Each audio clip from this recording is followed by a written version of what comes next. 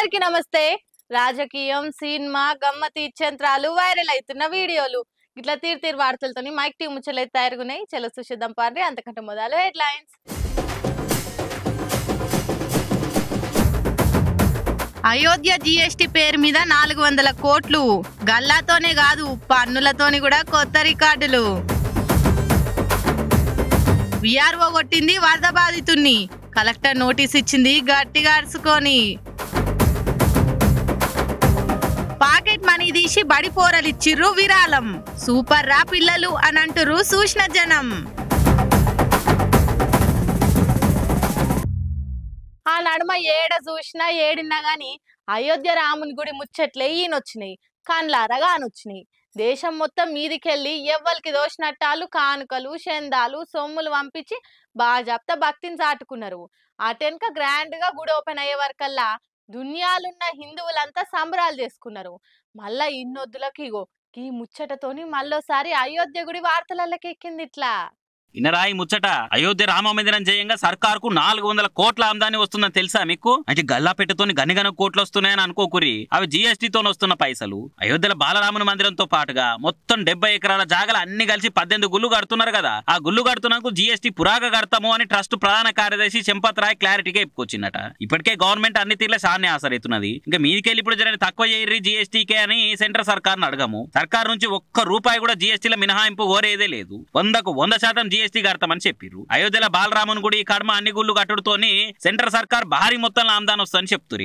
ఇక జీఎస్టీ కింద అంతా కలిసి 400 కోట్ల అందాజే వస్తుందట. మొత్తం కట్టుడైపోయినాక అసలుకి ఇంకో 5-6 కోట్లు ఎక్కువనే వస్తుందని తెలుస్తున్నది. రామ మందిరం కడుతందుకు దునియాలో అన్ని మూలలకెళ్ళి చెందాలు వచ్చినాయి. ఆ పైసలతోనే కడుతురా గుళ్ళని. ఇప్పటికే బాలరాముని మొక్కేతందుకు ఒక్క రోజుకు 2 లక్షల మంది వచ్చినా ఎటువంటి తక్లీఫ్ కాకుండా ఏడేడికేలు వచ్చిన భక్తులు నిమ్మలంగా దర్శనం చేసుకున్నందుకు అన్ని తీర్ల సౌరతులు చేస్తురట. ఇక రేపు ఆ 18 గుళ్ళు కూడా పురాగా కట్టుడు అయిపోతే ఇంకెంత మంది వచ్చి మొక్కులు పెడతారో ఏమో చూడాలిగా.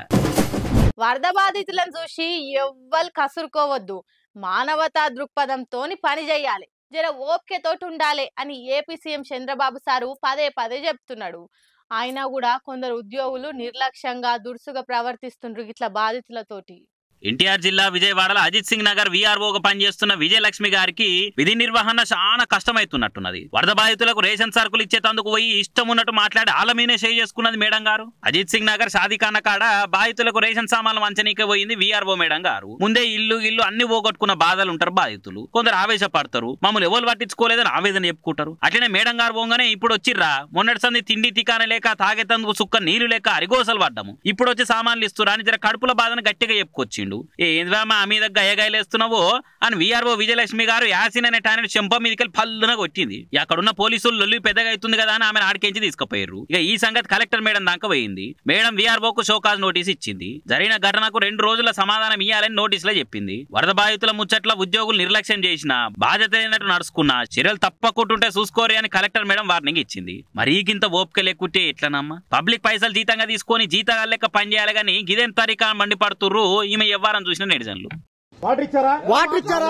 తాగడానికి వాటర్ అడిగితే ఒక్కొక్క బాటిల్ ఇచ్చి వెళ్ళిపోతా ఉన్నారు. భోజనాలు కూడా పెట్టండి.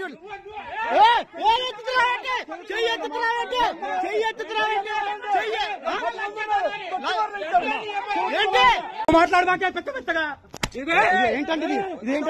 ఏంటండి విఆర్ఓనా ఏంటావా?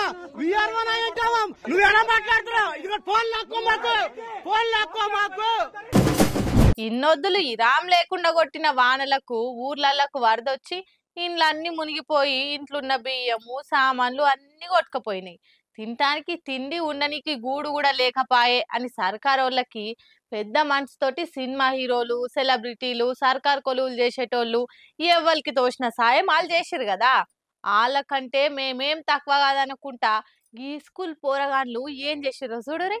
ఏపీలో ఏడ చూడు వరద నీళ్లతోనే ఆగమాగమైన ఊళ్ళే కానొస్తున్నాయి. సర్కారు ఎన్ని తీర్ల తిప్పలు పడి జనాల గోసలు తీరుస్తున్నా గానీ ఎవరికి దోషినంత వాళ్ళు కూడా బయటికెళ్లి సాయం చేసి మానవత్వం చాటుకుంటా ఆపది కాలంలో మనిషికి తోటి మనిషే ఆసరాన్ని నిరూపిస్తున్నారు కొందరు. అన్నం పొట్లాలు, నీళ్ల బాటిళ్లు, డబరొట్టెలు, వంట సామాన్లు ఇట్లా తలోటి వంచుకుంటా అక్కడ వాళ్ళు ఆకలి తీరుస్తున్నారు చాలా మంది. హీరోలు, స్టార్లు, లీడర్లు కూడా ముంగట్టుకొచ్చి విరాళాలు ప్రకటించే వరకలా వాళ్ళకంటే మేమేం తక్కువ కాదు అనుకుంటా ఇగో పశ్చిమ గోదావరి జిల్లా పడమర విప్పర్రు అనే ఊళ్ళే శ్రీ విద్యానికేతన్ బడి పోరగాలు సాయం చేసిరు. ఇట్లా ఇళ్ళ అమ్మనాయన ఇచ్చిన వచ్చిన పాకెట్ మనీతో అవోటి ఓటు కొనుక్కొని తినకుంటా కష్టాలు ఉన్నోళ్ళ కడుపు నింపాలి, వాళ్ళ ఆకలి తీర్చాలంటే లైన్లు కట్టి పైసలు ఇచ్చిరు. తక్కువ ఎక్కువ అని ఆలోచన చేయకుండా బొమ్మనో కార్టూన్ బుక్ లో కొందామని పిగ్గీ బ్యాంకులా గల్ల గురిగిలా దాచుకున్న 10, 20, 50, 100 అలా కాడు ఉన్నదంతా ఇచ్చిపోతున్నారు. అంత కలిసి లెక్కేస్తే 31,000 కోట్లు సంపాదించిన వాళ్ళు లక్షలు ఇచ్చిన దానికంటే చదువుకునే పోరలు ఇచ్చిన ఈ 31,000 కోట్లతోనే సమానం కాదా? ఏమంటారు? చూస్తానికి బడి పోరగాలే అయినా మనసు మాత్రం మస్తు పెద్దదని నిరూపించిన వీళ్ళని చూసి చాలా మంది గ్రేట్ రా మీరు పోరగాలని మెచ్చుకోవట్టిరిగా.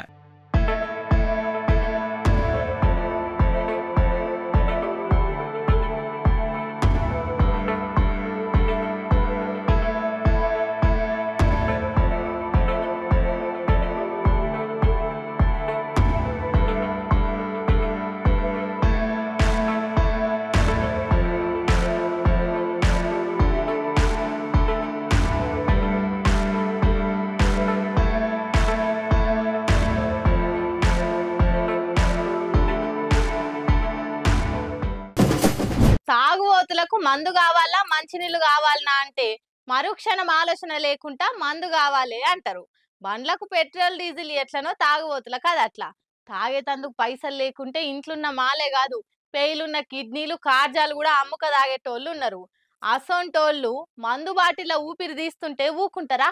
అలా పానాలకు తెగిచ్చి మరి మందు బాటిళ్లను ఎట్లా కాపాడుకునే ప్రయత్నం చేసిండ్రో చూడురి. మందును కాపాడేతందుకు ఎంత దూరమైన పోతామో అని అనిపించారు తాగుబోతులు. గుంటూరు జిల్లాలో ఆప్కారాలు పట్టుకున్న మందునంతా రోడ్డు రోలర్ తోటి తొక్కిద్దామని ప్లాన్ వేసిరు. మంచిగా అన్ని బాటిలను వేర్చిర్రు. ఇక రోడ్డు రోలర్ తోటి తొక్కిద్దామని చూసే లోపట్నే అక్కడున్న మందు బాబులకు పానం దరియలేదు. రక్తం చిందించైనా సరే మందు సుక్కరు నేల కొడవనియొద్దు అని అనుకున్నారు. అందుకే పోలీసు వాళ్ళకు కూడా బెదరకుట్ట ఒక్క బాటిల్ దొరికినా చాలు ఈ బాధల నుంచి బంధ విముక్తులం అవ్వచ్చు అనుకుంటే తెగిచ్చి ఒక్కో బాటిల్ ఎట్లెత్తుకపోతురో చూడుర్రి.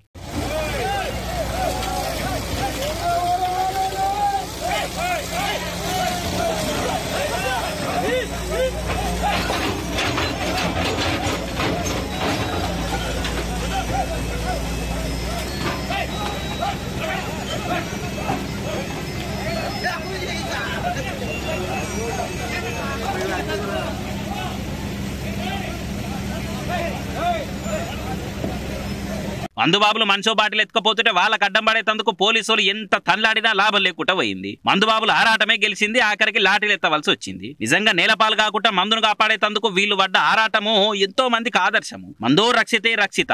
మందును మనం కాపాడితే మందు మనల్ని కాపాడుతుంది. ఎసొంటోళ్ళని ఎదిరించే ధైర్యాన్ని ఇస్తుందని వీళ్ళు చూపించిన తెగువను తోటి మందుబాబులంతా మెచ్చుకుంటూ తారీఫ్ చేస్తున్నారు. ఇక వినాయక చవితి వచ్చిందంటే చాలు పిల్లగాండ్లకు పెద్దోళ్లకు చిన్న సంబరం ఉండదు. 9 దినాలు పూజలు చేసి అటెనక ఆడకట్టోళ్ళంతా కలిసి బారాత్ తీసుకుంటా బ్యాండ్ సప్పులు డీజే మోతలు కోలాటలతోని గ్రాండ్ గా ఊరంతా తిప్పుకుంటా డాన్స్లు వేసుకుంటా పోయి చెర్ల నిమజ్జనం చేసేస్తారు. కానీ ఈ రిక్షా అన్న వినాయకుడిని ఏ తీర్ల నిమజ్జనానికి తీసుకుపోతుండో చూడురి. వినాయకుడిని పెట్టినామంటే చాలు ఆడకట్టుల చిన్న పెద్ద అని తేడా లేకుండా అందరూ ఎంజాయ్ పండగ అన్నట్టు సంబరాలు చేసి నిమజ్జనాలు కానిస్తారు. అట్లనే గీ రిక్షా దొక్కే అన్న ఇంట్లోనే ఇంత చిన్న వినాయకుడిని పెట్టుకుండు. ఇక పండుగ అయిపోయింది పారి షెర్లేసి వద్దాం అన్నట్టు కాకుండా ఓ దిక్కు భక్తి ఇంకో దిక్కు ఎంజాయ్మెంట్ కలిపి ఇగో ఇట్లా ఆయన ఒక్క ఆయన్నే స్టెప్పులు వేసుకుంటా గణేష ఎట్లుంది నా పర్ఫార్మెన్స్ ఇంకా జోరుగా ఆడమంటావా అని దేవుణ్ణి అడుగుతున్నట్టు ముద్దుగా డాన్స్ చేస్తుండు. ఏదో ఎట్టికి 2-3 స్టెప్పులేసి ఊకునుడు కూడా కాదు, మళ్ళా తొవ్వెంట పోతుంటే నిమజ్జనం చేసేదాకా గిట్లనే సామురంగా ఆడే వరకల్లా అటు వరత పోయేటోళ్ళు ఎవరో వీడియో తీసి పెట్టుడుతోని సోషల్ మీడియాలో మస్తు వైరల్ అవుతుంది ముచ్చట. ఆయన వేల ఖర్చు పెట్టి బయట రాష్ట్రాలకెళ్లి బ్యాండ్లు గుండెలదిరేటట్టు పెద్ద పెద్ద డీజేలు పెట్టుడు కంటే ఇగో ఇట్లా భక్తితోని ఇంకొకరికి ఇబ్బంది కాకుండా గింత మంచిగా గణేశుని జాగదోలి మల్లేడాదికి రావయ్యా మమ్ముల సల్లగా చూడయ్యా అని మొక్కే ఈయననే చాలా గ్రేట్ కదా.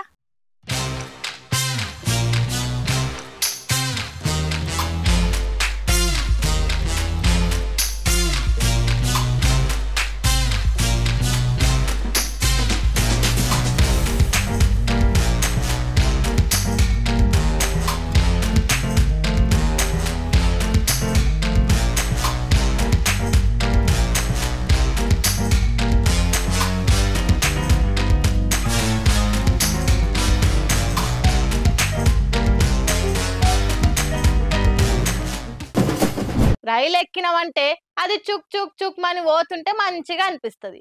అది ఉయ్యాలు ఊపినట్టు అటు ఇటు కదులుతుంటే హాయిగా నిద్ర పడుతుంది. బాత్రూమ్లు చూస్తే గబ్బులేస్తుంది అనుకోండి, అది వేరే ముచ్చట.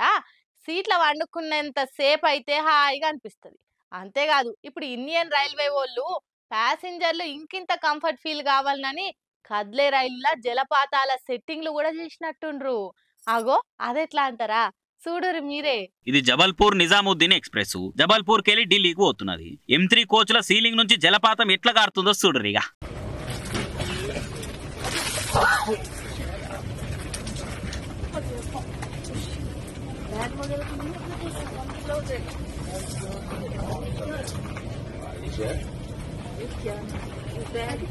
పాపం ప్యాసింజర్ బ్రదర్ బారిష్ నీళ్ళకెళ్ళి బట్టలు తడవకుండా ఇట్లా తంటాలు పడుతున్నాడు చూడురి. ఇక రైలు ఇట్లా నీళ్ళు కారుతున్న వీడియోని సోషల్ మీడియాలో పెట్టే వరకు కాంగ్రెస్ వాళ్ళు రైల్వే మంత్రి మీద రైల్వే డిపార్ట్మెంట్ మీద చురుకులు కాల్చి పెడుతున్నారు. అటు నెటిజన్లు కూడా ఇండియన్ రైల్వే వాళ్ళ నుంచి ఇంతకు మించి ఏం ఎక్స్పెక్ట్ చేస్తామో అని అనుకుంటే రకరకాల కామెంట్లు చేయబట్టిర్రు. ఇక ఇంకొందరు ఉండేమో ఆడాడ జలపాతాలు ఉన్నాయంటే ఈ టైంలో చూస్తానికి పోతానికి రైళ్లు బస్సులు ఎక్కుతుంటాం గానీ రైళ్లనే ఇట్లా జలపాతాల సౌలభ్యం చేసిరంటే ఎంత గ్రేట్ మనోళ్ళు అనుకుంటా ఇంకొందరు కామెంట్లు చేయబట్టిర్రు.